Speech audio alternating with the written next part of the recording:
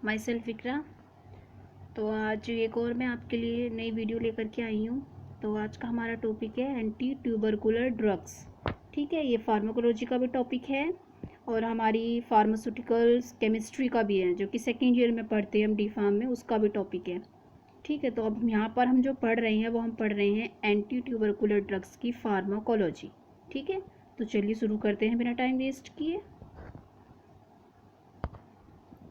Anti tubercular drugs देखो क्या होती हैं। सबसे पहले हमें इस ड्रग को पढ़ने से पहले हमें ये पढ़ना होगा कि जो ट्यूबरक्लोसिस होती है वो क्या होती है। तो फर्स्टली हम डिस्कस करते हैं व्हाट इज़ ट्यूबरक्लोसिस।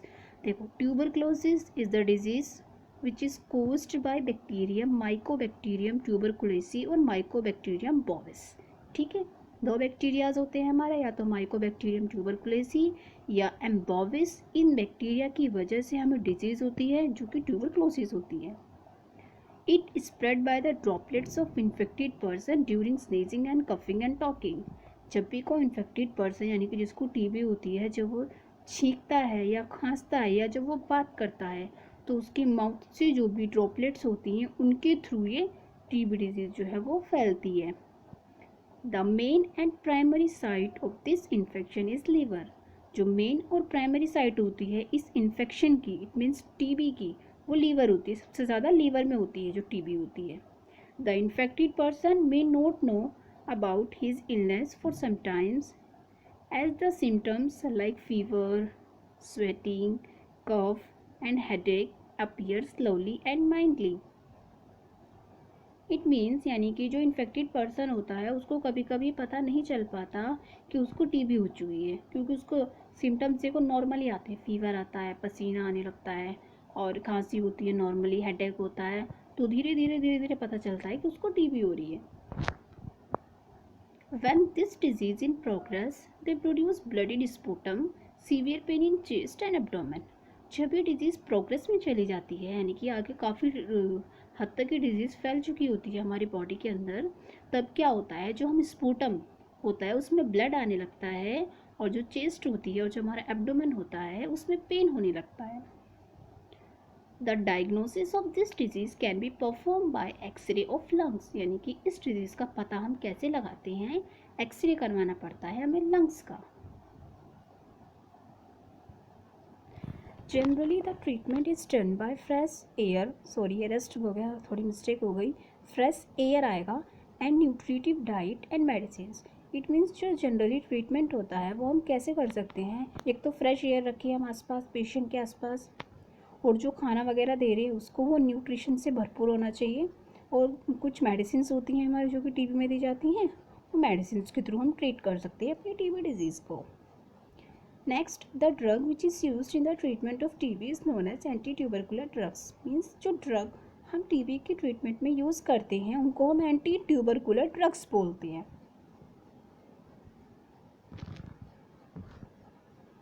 अब देखते हैं इसका क्लासिफिकेशन। इसका क्लासिफिकेशन देखो 3 टाइप से है, first line drugs, second line drugs और newer drugs. First line drugs में हमारी आती हैं rifampicin, isoniazid, pyrazinamide, ethambutol, streptomycin. Second line drugs में हमारी आती है kanamycin, ethionamide, PAS, thioacetazone. Newer drugs में आती है ऑफ्लॉक्सासिन, सिप्रोफ्लॉक्सासिन, क्लैरिथ्रोमाइसिन, रिफाब्यूटिन और एजिथ्रोमाइसिन। ठीक है, इसकी याद करने की एक ट्रिक है एंटी ट्यूबरकुलर ड्रग्स की, तो वैसे याद कर सकते हो। जो फर्स्ट लाइन ड्रग्स है उसको बोलते हैं, उसकी जो ड्रग्स आती है वो बोलते हैं RIPES. R means rifampicin, I isoniazid, P से पायराजिनामाइड, ई से इथाम्ब्यूटोल और ऐसे स्ट्रेप्टोमाइसिन। हो गई राइप्स। ठीक है, और सेकेंड वाले को kept, KEPT, kanamycin, ethionamide, PAS और थायोसिटाजोन। और न्यू ईयर वाले को okra, OCCRA, ofloxacin, ciprofloxacin, clarithromycin, rifabutin, azithromycin. कभी नहीं भूलोगे इस वाले ट्रिक से अगर जो याद करोगे। नेक्स्ट देखते हैं फर्स्ट लाइन ड्रग्स के बारे में डिस्कस करते हैं। तो first line drugs is also known as isonicotinic hydrazide बोलते हैं इसको, और ये मोस्ट इफेक्टिव ड्रग्स होती हैं टीबी के ट्रीटमेंट में। और लेस टॉक्सिक ड्रग होती हैं। पहले हम आइसोनियाजाइड ड्रग के बारे में थोड़ा डिस्कस करते हैं, क्योंकि ये आइसोनियाजाइड ऐसी इंपॉर्टेंट ड्रग है जो कि पूछी जाती है मेनली। फार्माकोलॉजी अगर जो आती है इस ड्रग की आती है तो देखो हमें क्या क्या लिखना होगा वो देखते हैं। पहले इसके बारे में लिखेंगे आइसोनियाजाइड क्या होती है, लिखेंगे it is also known as isonicotinic hydrazine. Most common drug होती है जो कि ट्यूबरक्लोसिस के ट्रीटमेंट में यूज़ की जाती है। और ये प्रोड्रग होती है, एक्टिवेट की जाती है जब हम पर ऑक्सीडेज कैटलिस्ट का यूज़ करते हैं। कह सकते हो पर ऑक्सीडेज कैटलिस्ट की प्रेजेंस में ही ये आइसोनियाजाइड जो होती है ये एक्टिवेट होती है। नेक्स्ट मोड ऑफ एक्शन देखते हैं आइसोनियाजाइड का। देखो जो आइसोनियाजाइड का मोड ऑफ एक्शन है वो हम इथियोनामाइड में भी लिखेंगे और पायराजिनामाइड में भी लिखेंगे। मतलब आइसोनियाजाइड, इथियोनामाइड और पायराजिनामाइड ये तीनों का जो मोड ऑफ एक्शन होता है वो सेम होता है। अब देखते हैं इनका मोड ऑफ एक्शन क्या होता है। फर्स्टली देखो ये क्या करते हैं, जो माइकोलिक एसिड होता है बैक्टीरिया के अंदर, जो माइकोलिक एसिड होता है उसके सिंथेसिस को ब्लॉक कर देते हैं, जिसकी वजह से क्या होता है बैक्टीरिया डेड हो जाता है। अब वो डेड क्यों होता है, देखो क्योंकि जो माइकोलिक एसिड होता है वो क्या करता है, वो जो हमारा बैक्टीरिया होता है उस ऑर्गेनिज्म को ज़्यादा रेजिस्टेंस बना देता है कि उस पर कोई भी केमिकल इफेक्ट ना आ सके। समझ रहे हो मेरी बात को। मतलब अगर जो किसी भी बैक्टीरिया के अंदर माइकोलिक एसिड है तो वो उसको बना देगा कि मतलब ऐसा बना देगा कि उस पर कोई भी केमिकल इफेक्ट नहीं कर सकता। अब सपोज़ कीजिए हम कोई ड्रग ऐसी दे रहे हैं जो उस माइकोलिक एसिड के सिंथेसिस को ही रोक रही है, तो जाहिर सी बात है माइकोलिक एसिड नहीं रहेगा तो हमारा बैक्टीरिया किल हो जाएगा। इसकी फार्माकोकाइनेटिक देखते हैं। एब्जॉर्प्शन ऑरली होता है, डिस्ट्रीब्यूशन पूरी बॉडी में होता है, मेटाबॉलिज्म लीवर के थ्रू, एक्सक्रीशन यूरिन के थ्रू। ठीक है। यूजेस देखो टीबी में यूज़ करते हैं, मेनिंजाइटिस में यूज़ करते हैं, और मेनिंजाइटिस जेनिटल यूरिनरी इन्फेक्शन की एमजीआई में यूज़ करते हैं। Adverse effect hepatitis, acne, rashes, fever, nausea, vomiting, dizziness, ये तो नॉर्मली सभी में होते हैं। नोजिया, वॉमिटिंग, डिजीनेस तो नॉर्मली सभी में होता है, लेकिन हेपेटाइटिस, एक्ने, रैशेस, फीवर ये हम आइसोनियाजाइड में देखने को ज़्यादातर मिलते हैं। नेक्स्ट हमारी ड्रग है रिफेम्पिसिन। रिफेम्पिसिन के बारे में डिस्कस करते हैं। ये जो होती है ये बायोलॉजिकल होती है टू एमटीबी में ये यानी कि माइक्रोबैक्टीरियम ट्यूबरक्लोसिस में ये जो होती है मतलब उसके अगेंस्ट में काम करती है। और ये सेमी सिंथेटिक डेरिवेटिव होता है रिफामाइसिन बी का। ठीक है। इसका जो मोड ऑफ एक्शन होता है, अब देखो इसका मोड ऑफ एक्शन देखते हैं। जो डीएनए होता है वो कन्वर्ट होता है, हमें पता है जब डीएनए हमारा आरएनए में कन्वर्ट होगा तो किसकी हेल्प से होता है, आरएनए पॉलीमरेज की हेल्प से होता है। तो ये जो रिफेम्पिसिन होता है ये इस एंजाइम को ही मीन्स आरएनए पॉलीमरेज को ही ब्लॉक कर देता है, जिसकी वजह से डीएनए से आरएनए नहीं बन पाता। अब जब हमारे मतलब बैक्टीरिया वगैरह के अंदर डीएनए से आरएनए ही नहीं बनेगा, आगे की प्रोसेस नहीं होगी, आरएनए से हमारा प्रोटीन नहीं बनेगा, तो जाहिर सी बात है जो हमारा बैक्टीरिया होगा वो मर जाएगा, वो किल हो जाएगा। तो टीबी डिजीज़ जो होगी वो हम ट्रीट कर सकते हैं इस टाइप से। नेक्स्ट है हमारा यूज़। टीबी में यूज़ किया जाता है और लेप्रोसी में यूज़ की जाती है। फार्माकोकाइनेटिक देखते हैं तो एब्जॉर्प्शन ऑरली होता है, डिस्ट्रीब्यूशन हॉल बॉडी में होता है, मेटाबॉलिज्म यूरिन के थ्रू होता है, मेटाबॉलिज्म लीवर के थ्रू होता है, एक्सक्रीशन यूरिन के थ्रू होता है। ठीक है। एडवर्स इफेक्ट देखो इसकी hepatitis, respiratory syndrome, abdominal syndrome, nausea and vomiting, abdominal cramps without disorders. ठीक है।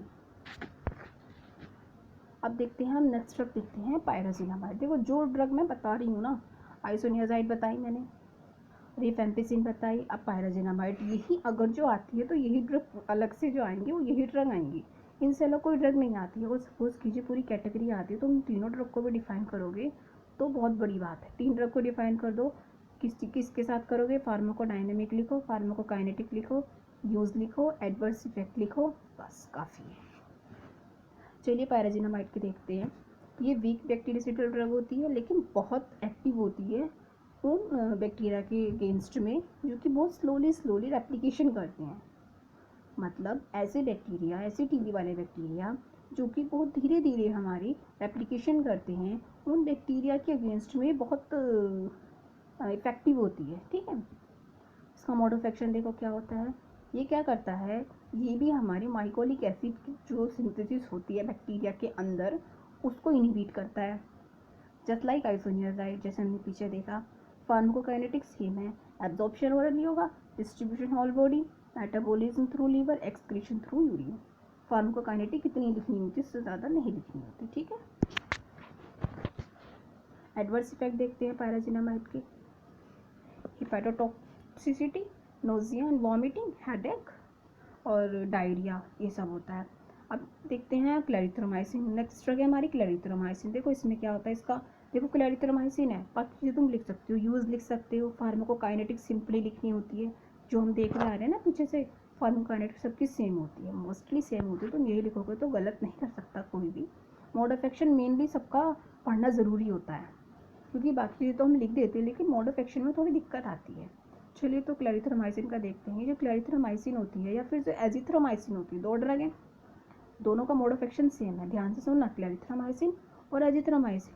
ये क्या करती हैं, ये जो बैक्टीरिया का जो 50S राइबोसोमल सब यूनिट होती है, वहाँ पर ये बाइंड होती है। कौन सी ड्रग, क्लैरिथ्रोमाइसिन, एजिथ्रोमाइसिन जो ड्रग होती हैं, ये बैक्टीरिया के 50S राइबोसोमल सब यूनिट पे बाइंड होती हैं, जिसकी वजह से प्रोटीन सिंथेसिस रुक जाती है। बस इतना मोड ऑफ एक्शन है। अब जाहिर सी बात है, जब किसी भी बैक्टीरिया के अंदर प्रोटीन की सिंथेसिस नहीं होगी तो वो आगे अपना ग्रोथ नहीं कर पाएगा, वो डेड हो जाएगा। नेक्स्ट देखते हैं स्ट्रेप्टोमाइसिन का मोड ऑफ एक्शन। सब चीज़ें तुम खुद लिख सकते हो, देखो इसलिए मैं सिर्फ मोड ऑफ एक्शन बता रही हूँ, मैंने स्टार्टिंग में सब चीज़ें बताई हैं, एडवर्स इफेक्ट, यूज़ वगैरह। अब सिर्फ मोड ऑफ एक्शन हमारा इंपॉर्टेंट है, वही मैं आप लोगों को बता रही हूँ।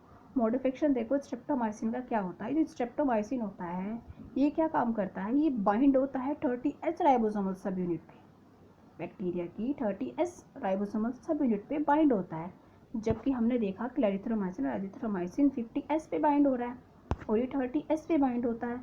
बाइंड होने के बाद ये भी क्या करता है, प्रोटीन की सिंथेसिस को इनहिबिट कर देता है, जिसकी वजह से बैक्टीरिया जो होता है वो ग्रो नहीं कर पाता हमारा, और टीबी डिजीज को हम इस तरीके से ट्रीट कर सकते हैं।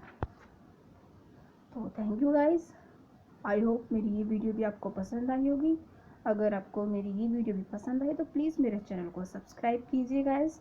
मेरे चैनल को सब्सक्राइब करके जो वीडियोस आपको अच्छी लगती है प्लीज़ उनको लाइक कीजिए, शेयर कीजिए, कमेंट कीजिए। Bye bye guys.